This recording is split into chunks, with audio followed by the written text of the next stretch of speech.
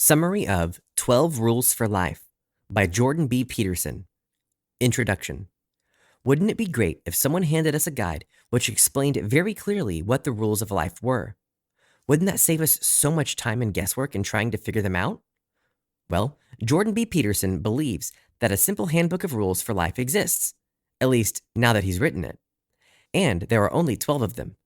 This summary will take you through Peterson's rules for living your best life and teach you some unexpected facts along the way. Through the course of this summary, you'll learn what lobsters can teach us about confidence, what flowers have to do with finding the meaning of life, and what skateboards can tell us about human nature. Chapter 1. Get to the top of the pecking order. You've heard of the phrase, the pecking order, right? It's commonly used in conversation, but do you know how it originated? It was coined by Norwegian zoologist Thorleif Skjelderup Ebbe, who was studying barnyard chickens during the 1920s and observed a clear hierarchy amongst the birds. When it was feeding time, he noticed that the strongest, healthiest chickens ate first and forced the sick or timid ones to wait until there were only scraps left. This, of course, ensured that the strong chickens retained their advantage, while their counterparts only grew weaker. The same is true with other species of animals as well. Lobsters, for example, exhibit similar behaviors whether they've been raised in captivity or in the wild, proving that their sense of the pecking order is innate rather than a learned behavior. In fact, scientists have observed that lobsters instigate aggressive fights to compete for the best shelter spots, and that this actually changes their biology. For example, winners possess a stronger ratio of serotonin octopamine, while the ratio is reduced for lobsters who commonly lose. This means that the hormone advantage caused winning lobsters to stay stronger and healthier in addition to exhibiting a more confident posture. By contrast, their counterparts became more timid and curled up out of fear. And as you've probably observed, this behavior is frequently mimicked by humans as well. People who frequently win at life become emboldened by their winning streak, and this causes them to pursue new challenges with confidence. In fact, that confidence is often what enables them to generate further success. Likewise, those who are in the grip of depression or feel that life is never in their favor are more risk-averse and tend to approach each situation as though they already know they will fail. This in turn becomes a self-fulfilling prophecy that reinforces their bleak worldview. So, if you're trying to get ahead in life or break a toxic cycle, the best advice we can give you is, think like a lobster. Strike that confident pose to tell people you're a winner and keep faking it until you make it. Chapter 2. Love yourself as you would others. At first, that saying might sound like it's reversed. After all, isn't it supposed to be love others as you would yourself? But while that's definitely the common expression, it's reversed for our purposes because often we're better at caring for others than we are for ourselves. That's because we're often hyper-aware of our own flaws, and this awareness can lead to self-loathing. As we dwell on all the reasons we believe ourselves to be inferior, we become convinced that we're undeserving of self-care, kindness, or positivity. Because of this, we tend to focus all our positive energy on those we love, especially our partners and pets, and neglect to give ourselves the same kindness. Eastern philosophy acknowledges these toxic patterns through its teachings on the duality of nature. The yin-yang symbol represents the dark side and a light side, with the implications being that each side contains at least a hint of the other, and neither can exist without the other.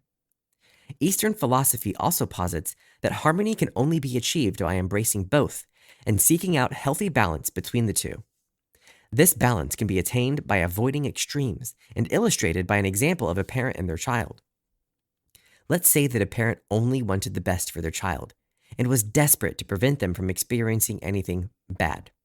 However, if they were to go too far in shielding their child and thus prevent them from learning about the world or exploring new experiences, they would be hurtling towards an opposite extreme. Rather than being protected from negative influences, their child would simply feel stifled and might rebel in more extreme ways to regain a sense of freedom. Neither of these extremes are healthy. So as you seek balance in your own life, remember to not go too far towards the dark side or to go overboard in an attempt at perfection. It's impossible to be perfect, and chaos is unavoidable. So don't waste your time and energy fighting the inevitable. But it's also important that you don't focus only on the things that make you happy. While that might be more fun to pursue only the things that give you warm, fuzzy feelings inside, it also won't cultivate personal growth. So, focus instead on what's best for you in the same way a loving parent would do what's best for their child. A child might not want to eat their vegetables or go to bed on time, but their parent ensures they do because it's healthy for them. So, in your adult life, identify your life's purpose and direction, and then make healthy decisions that will help you attain that goal. Chapter 3. Choose your friends wisely. Have you ever noticed that the things your friends say slip into your own vocabulary before you even notice it? It's no surprise because the more time you spend around people, the more they rub off on you. And while picking up your friends' speech patterns might be harmless, it might be time to get concerned if you notice your friends' toxic habits and traits are influencing you as well. Because we often choose our friends through superficial criteria like common interests or a shared sense of humor, we don't always pause to consider exactly what sort of person our best buddy is. Nor do we always reflect on the impact toxic habits can have on our own personal development. But negative people and bad life decisions have a scary ability to drag successful people down, and unfortunately, that effect can occur just as easily in the professional sphere as in your life.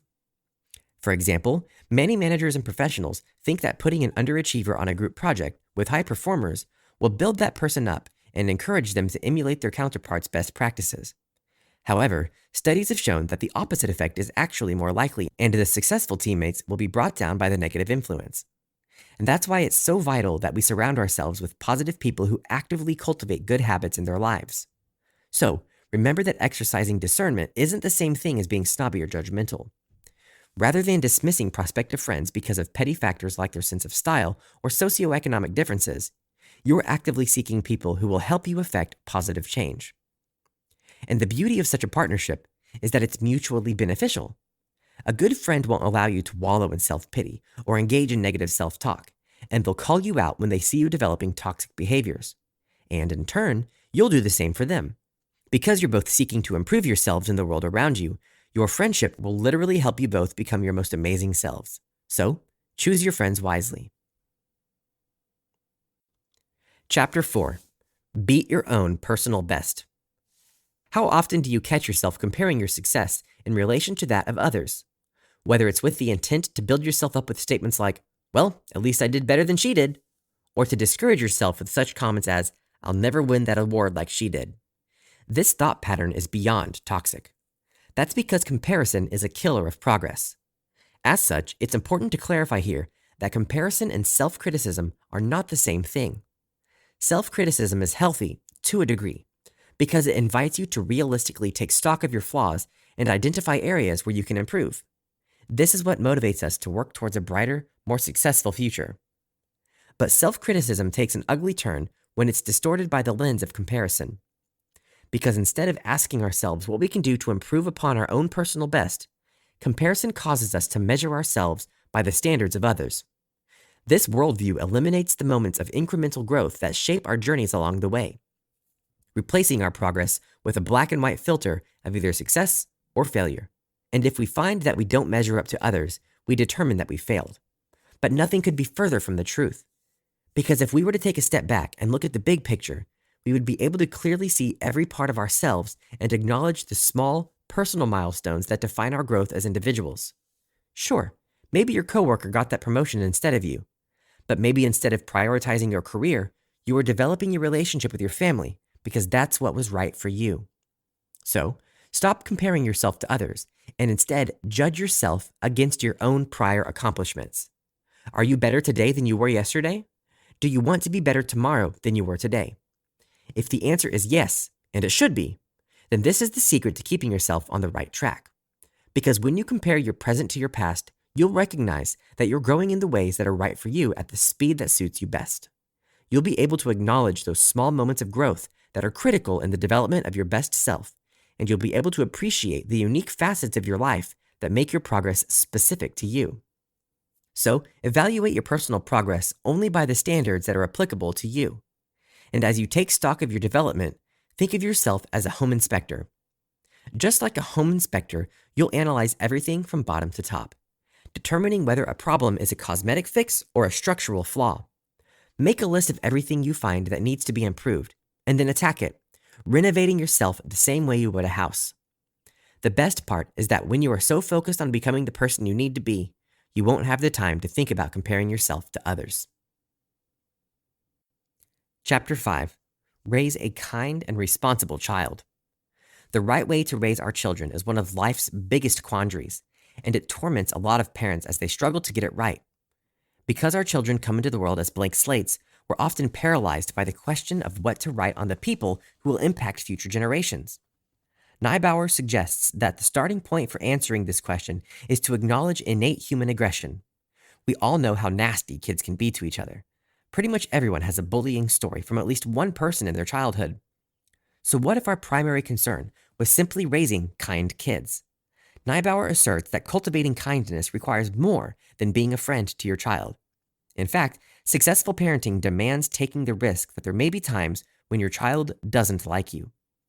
Although that might sting a little, take a moment to consider how this style of parenting would play out. After all, if you're focused on being your child's best friend forever, you're not focused on enforcing rules. Rather, your job is to ensure that they're only ever happy and having fun. And that's not going to help your child become a well-adjusted and likable adult. So while it may not be fun to set boundaries and enforce them, it might help to remember that you're doing your child a great service by teaching them life lessons early on. After all, isn't it better for them to learn responsibility from a loving parent than from a society that will teach them in a far less gentle way? So, if you're eager to help your child become the best they can be, here are Neubauer's top tips for successful parenting. The first step is to avoid limiting the rules.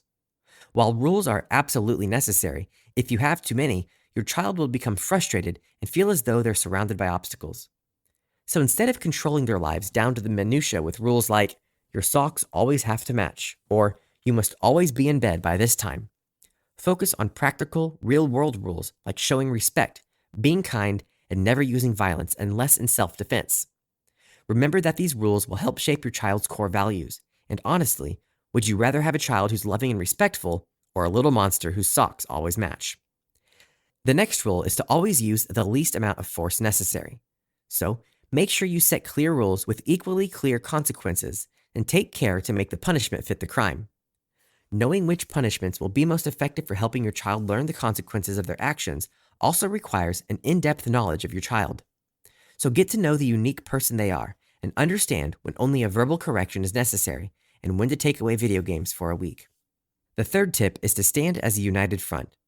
If you are a two-parent household, make sure you let your child know that they can't pit you two against each other to get their own way. Likewise, be sure to support your partner even when they make mistakes. Lovingly acknowledging mistakes and working on them together is the key to growth and a happy home. Chapter 6. Life isn't fair. Why do bad things happen to good people? Is one of life's age-old, anguished mysteries. And to this day, we still haven't solved it. Often, that's because it's easier to blame injustice on others, whether that's on a global or personal scale. However, that's not the right response to the world's suffering, and neither is our temptation to give in to despair. Although both of these reactions are tempting, eschewing extreme responses is crucial to curating a healthy lifestyle. The acclaimed Russian author Leo Tolstoy didn't see it that way, however. In fact, he suggested that the world's injustice was so overwhelming to the human mind that only 4 responses could be valid. By his definition, these responses were comprised of childlike ignorance, hedonistic pleasure, suicide, or determining to struggle on despite it all. But is that really all there is? Others certainly seem to have embraced this dismissive worldview, as evidenced by multiple tragedies in which people decide to take others' lives along with their own through mass school shootings. As of June 2016, statistics show that there had been over 1,000 shootings in the United States over the preceding 1,260 days. In each of these cases, the shooter had killed 4 or more people before ending their own lives. But while this is very bleak news indeed, it shouldn't cause us to give up hope or conclude that humanity is inherently bad. That lesson comprises Peterson's 6th rule for living, which invites people to take responsibility for their own lives and actions before condemning the world. Drawing on the philosophy of Russian writer Alexander Solzhenitsyn, Peterson asserts that it's possible to reject the cruelty of life even when you've seen it firsthand. That's what Solzhenitsyn learned when, after a dedicated fight against the Nazis during World War II, he was imprisoned by his own state following the conclusion of the war. You might think life in a Russian gulag would be as bad as things could get, but for Solzhenitsyn, it actually got worse.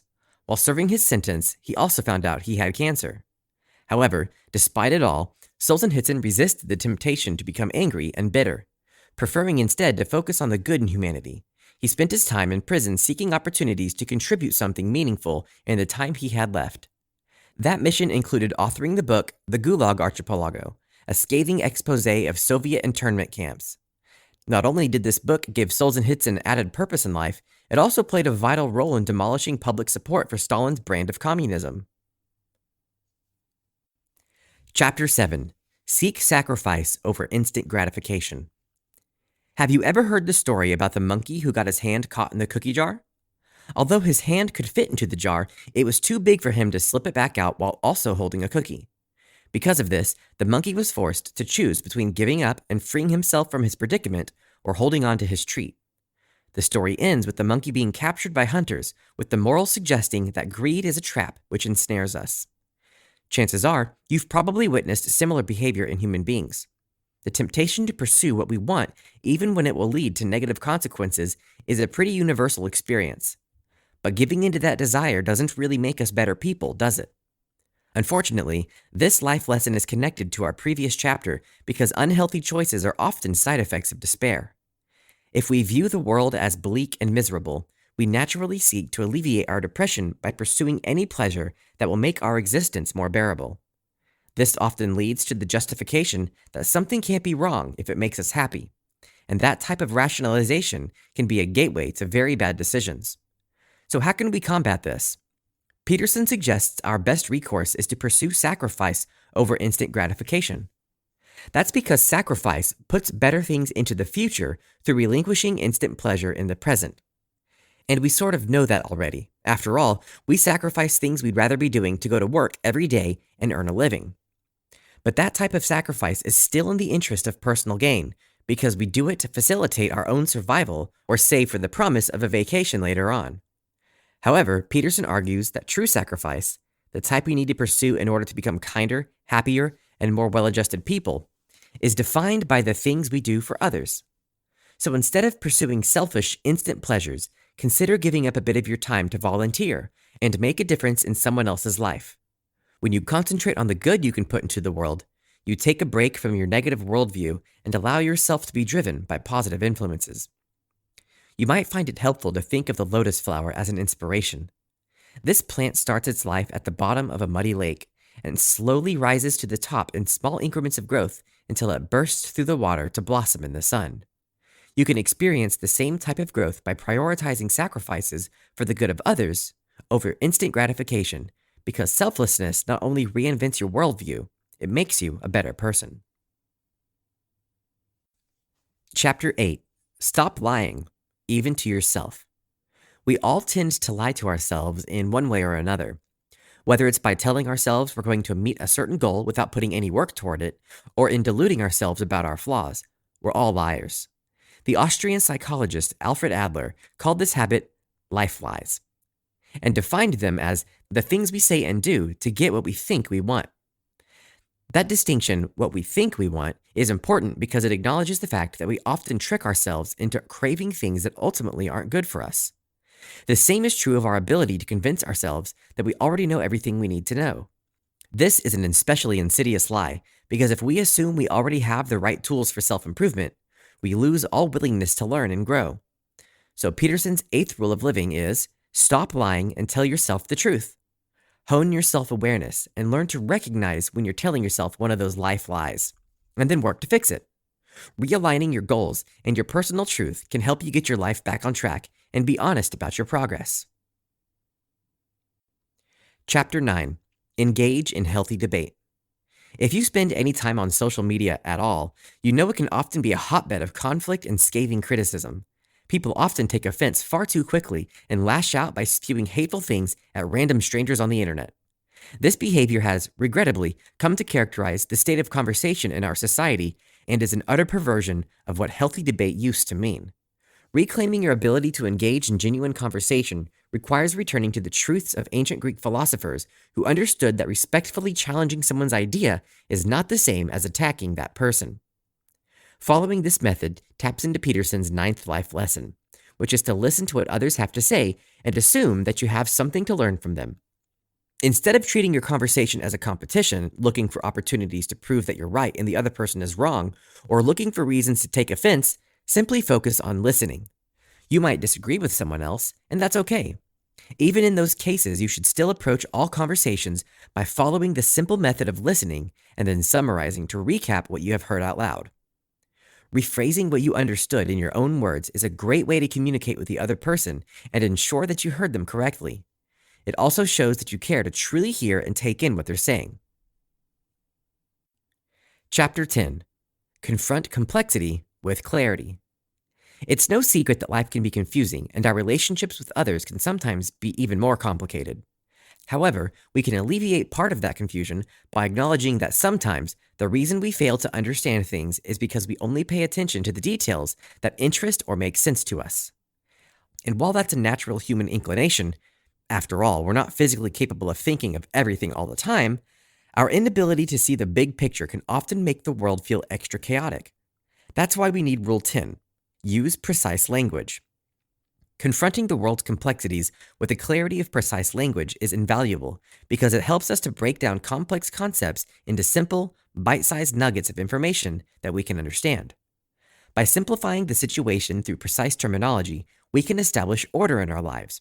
Whether the issue lies in our car breaking down or our bodies getting sick, by specifically articulating symptoms, we can start to take back control. The same is true of conflict in relationships. If your feelings are hurt or you're seeking to tackle an issue of your partner's, precise language can help you articulate the problem in a simple, honest manner. Chapter 11. Avoid suppressing human nature. As today's society attempts to correct a culture of injustice, it can be difficult to know where the lines are. Our effort to combat the ills of toxic masculinity sometimes leads people to stigmatize men and masculinity altogether, and that shouldn't be the answer. While it is extremely true that men have behaved deplorably for centuries and used their power to manipulate, stigmatize, and discriminate against women, people of color, and many other groups of people, we shouldn't unfairly direct our sense of outrage at all men. This worldview leads to destroying rather than fixing a problem or creating a solution, and that shouldn't be the aim of social justice. Instead, we should concentrate on blending our differences to achieve a harmonious future. Because many men, just like women, are aggressive and dominant by nature, and those traits don't have to be a bad thing when they are channeled in the right direction. With encouragement and guidance on how to avoid becoming part of the problem, men can channel those personality traits into accomplishing amazing things that contribute to the greater good of society. And to illustrate this point, Peterson considers the example of skateboarders. He once noticed that, on the grounds of the University of Toronto campus, some young skateboarders were demonstrating amazing feats of agility and balance. However, because social norms often categorized skateboarding as undesirable or deviant, the city officials decided to ban skateboarding on their campus. This policy failed to consider the teens' dedication, prowess, and willingness to embrace physical risk, and instead criminalized their behavior. Peterson argued that this was a mistake and suggested that the same is true of any instance where we vilify a certain group of people. Instead of holistically stigmatizing one group, as illustrated by such statements as, "all men are trash," we should be willing to embrace new perspectives and talents that are different from our own.